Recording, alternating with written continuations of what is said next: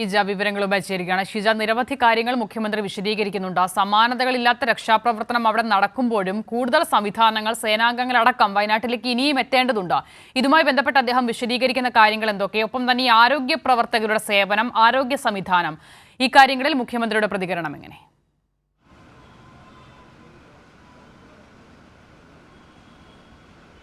തീർച്ചയായും മസിദ, ഏതായാലും സമാനതകളില്ലാത്തൊരു രക്ഷാപ്രവർത്തനം തന്നെയാണ് ഇപ്പോൾ വയനാട് നടന്നുകൊണ്ടിരിക്കുന്നത്. കാരണം ആ രീതിയിലുള്ള ഒരു ദുരന്തമാണ് ഉണ്ടായത്. അതിൻ്റെ പശ്ചാത്തലത്തിൽ ഏകോപിതമായിട്ടുള്ള വലിയ ഒരു ദൗത്യത്തിൻ്റെ ഭാഗമായിട്ടാണ് ഇതിനകം 1592 പേരെ അവിടെ നിന്നും രക്ഷിക്കാൻ സാധിച്ചത് എന്നുള്ള കാര്യം തന്നെയാണ് മുഖ്യമന്ത്രി വ്യക്തമാക്കിയത്. അതിൽ ആ രീതിയിലുള്ള പ്രവർത്തനം ഇനിയും കൂടുതൽ ശക്തിപ്പെടുത്തി മുന്നോട്ട് കൊണ്ടുപോകുക എന്നുള്ളതാണ് സർക്കാർ തീരുമാനിച്ചിരിക്കുന്നത്. അതിൻ്റെ ഭാഗമായിട്ടുള്ള നടപടികളാണ് സ്വീകരിച്ചു വരുന്നത്. അതിൻ്റെ ഭാഗമായിട്ടാണ് കൂടുതൽ സേനാംഗങ്ങൾ അങ്ങോട്ടേക്ക് എത്തിക്കൊണ്ടിരിക്കുന്നത് എന്നുള്ള കാര്യവും മുഖ്യമന്ത്രി വ്യക്തമാക്കുന്നു. പക്ഷേ ഈ ഒരു ഘട്ടത്തിലാണ് കേന്ദ്രമന്ത്രിയുടെ ഭാഗത്തു നിന്നും, പ്രത്യേകിച്ചും അമിത്ഷായുടെ ഭാഗത്തു നിന്നുള്ള പരാമർശങ്ങൾ കൂടി വന്നത് എന്നതും ഈ ഒരു ഘട്ടത്തിൽ അദ്ദേഹം അതേക്കുറിച്ചും പ്രതികരിച്ചു. അതിൽ പ്രധാനമായും അദ്ദേഹം സൂചിപ്പിച്ചത് അമിത്ഷാ പറഞ്ഞ ഒരു കേരളത്തെക്കുറിച്ച് പറഞ്ഞ കാര്യം, അവിടെ കൃത്യമായ രീതിയിൽ മുന്നറിയിപ്പ് നൽകി, പക്ഷേ അവിടെ നിന്നും ജനങ്ങളെ മാറ്റിപ്പാർപ്പിച്ചില്ല. അതാണ് ഇത്തരത്തിലൊരു വലിയ ദുരന്തത്തിലേക്ക് എത്തിയത് എന്നുള്ളതാണ്. പക്ഷേ അതിൻ്റെ വസ്തുത എന്ത് എന്നുള്ള കാര്യമാണ് മുഖ്യമന്ത്രി ഇന്ന് വ്യക്തമാക്കിയത്. കാരണം 23-ാം തീയതി മുതൽ 28-ാം തീയതി വരെ, ജൂലൈ 23 മുതൽ 28 വരെ വയനാട് ജില്ലയിൽ ഉണ്ടായിരുന്നത്, വയനാട് ജില്ലയിൽ ഒരു തലത്തിലുള്ള അലർട്ടുമില്ല. 29-ാം തീയതി ആകുമ്പോൾ അവിടെ ഓറഞ്ച് അലർട്ട് പ്രഖ്യാപിച്ചിട്ടുണ്ട്. പക്ഷേ ഈ ദുരന്തം ഉണ്ടായതിനു ശേഷം ആ ദിവസം രാവിലെ 6 മണിയോട് കൂടി മാത്രമാണ് അവിടെ റെഡ് അലർട്ട് പ്രഖ്യാപിക്കുന്നത്. അതുകൊണ്ട് തന്നെ അത്തരത്തിൽ ഒരു സാഹചര്യത്തിലേക്ക് കാര്യങ്ങൾ പോകും എന്നുള്ളൊരു മുന്നറിയിപ്പ് ഒരു തരത്തിലും നൽകിയിട്ടുണ്ടായിരുന്നില്ല. പക്ഷേ അതിനപ്പുറത്തേക്ക് ഉരുൾപൊട്ടൽ സാധ്യത അതിനടുത്തുള്ള സ്ഥലങ്ങളിൽ ഉണ്ട്.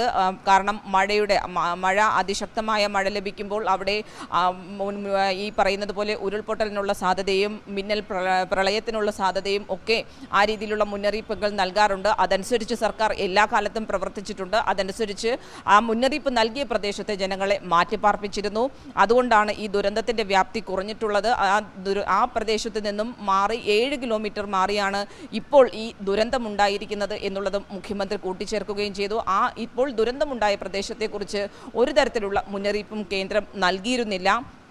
അതിനൊപ്പം തന്നെയാണ് ജിയോളജിക്കൽ സർവേ ഓഫ് ഇന്ത്യയുടെ ആ മുന്നറിയിപ്പിലും അത് പച്ച അലർട്ട് മാത്രമാണുള്ളത്. ഒരു യെല്ലോ അലർട്ട് പോലും അവർ ആ രീതിയിൽ നൽകിയിട്ടുണ്ടായിരുന്നില്ല. 23 മുതൽ 28-ാം തീയതി വരെയും ആ രീതിയിലുള്ളൊരു മുന്നറിയിപ്പ് ജിയോളജിക്കൽ സർവേ ഓഫ് ഇന്ത്യയുടെ ഭാഗത്ത് നിന്നും ഉണ്ടായിട്ടില്ല. അപ്പോൾ ഈ കാലാവസ്ഥാ വ്യതിയാനത്തിനനുസരിച്ച് ഈ കാലാവസ്ഥാ മുന്നറിയിപ്പുകളിൽ കൂടി മാറ്റം വരേണ്ടതുണ്ട്. അതേക്കുറിച്ചാണ് പഠിക്കേണ്ടത് കേന്ദ്ര സർക്കാർ. അതിനപ്പുറത്തേക്ക് ഒരു ദുരന്തമുണ്ടാകുമ്പോൾ അത് കേരളത്തിൻ്റെ പുറത്ത് പഴിചാരി അവരുടെ തലയിൽ കെട്ടിവെക്കാനുള്ള നീക്കങ്ങളല്ല നടത്തേണ്ടത്. സംസ്ഥാനം ഈ ഒരു സാഹചര്യം അതിനുവേണ്ടി ഉപയോഗിക്കുന്നില്ല. കേന്ദ്രമന്ത്രി ഇത്തരത്തിൽ കാര്യങ്ങൾ വിശദീകരിച്ചത് കൊണ്ട് മാത്രം അതിൻ്റെ വസ്തുത എന്ത് എന്ന് താൻ പറയുന്നു എന്നുള്ള കാര്യം കൂടിയാണ് മുഖ്യമന്ത്രി കൂട്ടിച്ചേർത്തത്. അതിനൊപ്പം തന്നെ അദ്ദേഹം സൂചിപ്പിച്ച മറ്റൊരു കാര്യം, സംസ്ഥാന വ്യാപകമായി തന്നെ വയനാട്ടിലേക്ക് സഹായഹസ്തവുമായി നിരവധി പേർ എത്തിയിട്ടുണ്ട്. അതിൻ്റെ ഭാഗമായി അവശ്യ സാധനങ്ങളുടെ ശേഖരണം സംസ്ഥാന വ്യാപകമായി ആരംഭിച്ചിട്ടുണ്ട്. അത് ഈ ഒരു ഘട്ടത്തിൽ തുടരേണ്ടതില്ല. അത് എവിടെയൊക്കെ ആരൊക്കെ ആരംഭിച്ചിട്ടുണ്ടോ അത് നിർത്തിവെക്കണം എന്നുള്ളൊരു അഭ്യർത്ഥനയാണ് മുഖ്യമന്ത്രി മുന്നോട്ട് വയ്ക്കുന്നത്. അതിന് കാരണമായി അദ്ദേഹം പറയുന്നത്, വയനാട് നിലവിൽ ദുരിതാശ്വാസ ക്യാമ്പുകളിൽ കഴിയുന്നവർക്ക് ആവശ്യത്തിനുള്ള സാധനങ്ങൾ അവിടെ എത്തിച്ചിട്ടുണ്ട്. ഇനി തൊട്ടടുത്ത പ്രദേശങ്ങളിൽ നിന്ന് അവിടേക്ക് കൂടുതൽ സാധനങ്ങൾ വയനാട് കളക്ടറേറ്റിലേക്കും എത്തിക്കുന്നുണ്ട്. അതുകൊണ്ട് ഈ ഒരു ഘട്ടത്തിൽ അവശ്യ സാധനങ്ങളുടെ ഒരു ശേഖരണം ഒരു തരത്തിലും ആവശ്യമില്ല. അത്തരത്തിൽ ഒരു ആവശ്യം വരികയാണെങ്കിൽ സംസ്ഥാന ദുരന്ത നിവാരണ അതോറിറ്റി അറിയിക്കുന്നതായിരിക്കും. അതിനുശേഷം മാത്രം ആ രീതിയിലുള്ള ഈ അവശ്യ സാധനങ്ങളുടെ ശേഖരണത്തിലേക്ക് കടന്നാൽ മതി എന്നുള്ളൊരു അഭ്യർത്ഥനയാണ് മുഖ്യമന്ത്രി മുന്നോട്ട് വെച്ചത്. അതേസമയം CMDRFിലേക്കുള്ള സഹായം അത് എല്ലാവരും ചെയ്യേണ്ടതാണ്. ഇതിൻ്റെ ഭാഗമായി ഇന്ന് ചേർന്ന മന്ത്രിസഭാ യോഗത്തിൻ്റെ തീരുമാനത്തിൻ്റെ അടിസ്ഥാനത്തിൽ മന്ത്രിമാർ അവരുടെ 1 മാസത്തെ ശമ്പളം CMDRFിലേക്ക് നൽകാൻ തീരുമാനിച്ചിട്ടുണ്ട്. അതിനൊപ്പം തന്നെ കൂടുതൽ സുമനസ്സുകൾ സഹായവുമായി ഇതിനകം രംഗത്ത് വന്ന് കഴിഞ്ഞിട്ടുണ്ട്.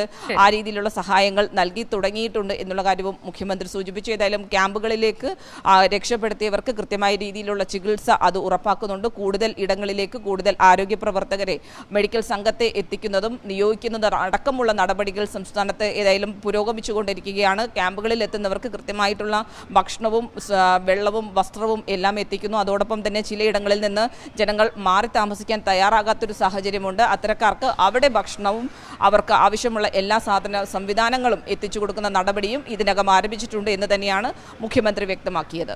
ശരി, ശ്രീജ മുഖ്യമന്ത്രിയുടെ വാർത്താ സമ്മേളനത്തിന്റെ വിവരങ്ങൾ നൽകുന്നത്. ദ്രുതഗതിയിലുള്ള രക്ഷാപ്രവർത്തനം വയനാട് പുരോഗമിക്കുകയാണ്. 1592 പേരെ ഇതിനോടകം രക്ഷപ്പെടുത്താനായി എന്നുള്ളത് ഈ അവസരത്തിൽ ചെറിയ കണക്കല്ല. ആ നമ്പർ നൽകുന്ന ആശ്വാസവും ചെറുതല്ല. ആ വിവരം മുഖ്യമന്ത്രി വിശദീകരിക്കുന്നുണ്ട്. ഒപ്പം തന്നെ ഏറെ ദുഃഖകരമായ കാര്യം 250 മരണം ഔദ്യോഗികമായി സ്ഥിരീകരിച്ചുവെന്നും മുഖ്യമന്ത്രി അറിയിക്കുന്നു. ശരീരഭാഗം മാത്രം ലഭിച്ച പല മൃതദേഹ അവശിഷ്ടങ്ങളുണ്ട്. ഇത് തിരിച്ചറിയാനായി DNA പരിശോധന നടത്തേണ്ടി വരും. അതിനുള്ള നടപടിക്രമങ്ങളും പുരോഗമിക്കുന്നുണ്ട്. ഒപ്പം തന്നെ ആരോഗ്യ പ്രവർത്തകരെയും ഡോക്ടർമാരെയും ഒക്കെയും ആവശ്യത്തിന് തന്നെ അവിടെ നിയോഗിച്ചിട്ടുണ്ട് എന്നും മുഖ്യമന്ത്രി അറിയിക്കുകയും ചെയ്യുന്നുണ്ട്. പക്ഷേ ഈ ദുരന്തമുഖത്ത് നാട് നിൽക്കുമ്പോഴും ഏറ്റവും നിർഭാഗ്യകരമായ കാര്യം, കേന്ദ്ര സർക്കാർ ഈ മഴ മുന്നറിയിപ്പുമായി ബന്ധപ്പെട്ട ചില അലർട്ടുകൾ നൽകിയിരുന്നു. അതിൽ ഉരുൾപൊട്ടൽ സാധ്യതയും മുൻകൂട്ടി അറിയിച്ചിരുന്നുവെന്ന ഈ വിഷയം ഇന്ന് പാർലമെന്റിൽ വരവെ കേന്ദ്ര ആഭ്യന്തരമന്ത്രി തെറ്റിദ്ധരിപ്പിക്കുന്ന ഒരു പ്രസ്താവന നടത്തി. നിലവിൽ ഒരു ദുരന്തമുഖത്ത് നിൽക്കുന്ന കേരളത്തെയും അതിൽ എല്ലാ തരത്തിലുള്ള ഇടപെടൽ നടത്തുന്ന സംവിധാനങ്ങളെയും സംശയത്തിന്റെ നിഴലിൽ നിർത്തുക എന്നുള്ളത് കൂടിയായിരുന്നു കേന്ദ്ര ആഭ്യന്തരമന്ത്രിയുടെ പ്രസ്താവനയിലൂടെ പിന്നീട് ഉണ്ടായത്. ആ വിഷയത്തിൽ മുഖ്യമന്ത്രി പ്രതികരണം നടത്തുന്നുണ്ട്.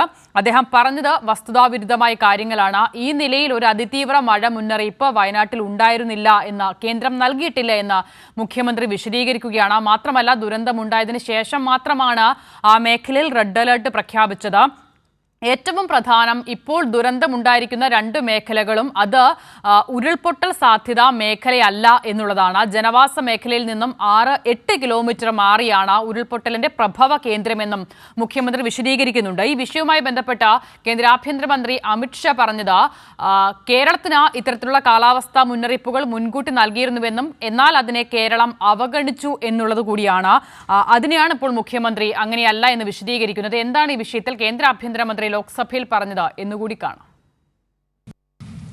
मैं कुछ कहना नहीं चाहता था मान्यवर, मगर भारत सरकार की अर्ली वार्निंग सिस्टम पर सवाल किए गए, इसलिए मैं कहता हूं प्लीज लिसन अस, मत चिल्लाइए, प्लीज रीड इट.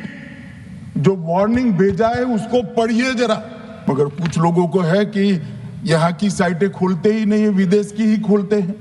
तो अब विदेश में तो इसकी अर्ली वार्निंग सिस्टम आएगी नहीं, हमारी साइट देखनी पड़ेगी. मान्यवर वर्षा, 1 मिनट अब सुनो भाई, मैंने ध्यान से आपको सुना है, सुनिए जरा. नो डोंट ब्रदर प्लीज, इस तरह से नहीं चलेगा. सदन है. I will not allow. The facts and figures and details are being imparted. Please. मान्यवर, भारत सरकार ने 9 NDRF की टीमें विमान से वहां भेजी. मैं पूछ सकता हूं मान्यवर, इतना मुझे पूछते हैं सारे लोग, केरल सरकार ने क्या किया, क्यों नहीं किया गया, कौन रोकता था, और शिफ्ट किया तो मरे कैसे. शिफ्ट पहले नहीं किया गया है, बाद में किया गया है. भी जितना बोलोगे उतना नुकसान होगा. मैं बोलना नहीं चाहता, परंतु जब आप आरोपात्मक तरीके से बात करते, मैं शांति से यहां बैठकर सुनने ही आया. मान्यवर, मैं आज आपके माध्यम से ദുരന്ത മുന്നറിയിപ്പ് കേരളത്തിന് നൽകിയിട്ടുണ്ടായിരുന്നു മുൻപ് തന്നെ കേന്ദ്ര സർക്കാർ എന്നുള്ളതാണ് കേന്ദ്ര ആഭ്യന്തരമന്ത്രി അമിത്ഷാ ലോക്സഭയിൽ വിശദീകരിച്ചത്. പക്ഷേ അങ്ങനെയായിരുന്നില്ല ആ സംഭവവുമായി ബന്ധപ്പെട്ട യാഥാർത്ഥ്യം എന്നുള്ളതാണ് വാർത്താ സമ്മേളനത്തിൽ മുഖ്യമന്ത്രി വിശദീകരിക്കുന്നത്. റെഡ് അലർട്ട്, ഓറഞ്ച് അലർട്ട് പോലും ഈ മേഖലയിൽ ഈ ദുരന്ത സമയത്തുണ്ടായിരുന്നില്ല. അതിനുശേഷമാണ് റെഡ് അലർട്ടിലേക്ക് വയനാട് എത്തുന്നത്, ഈ ദുരന്ത മേഖല എത്തുന്നത് എന്ന് മുഖ്യമന്ത്രി വിശദീകരിക്കുകയാണ്.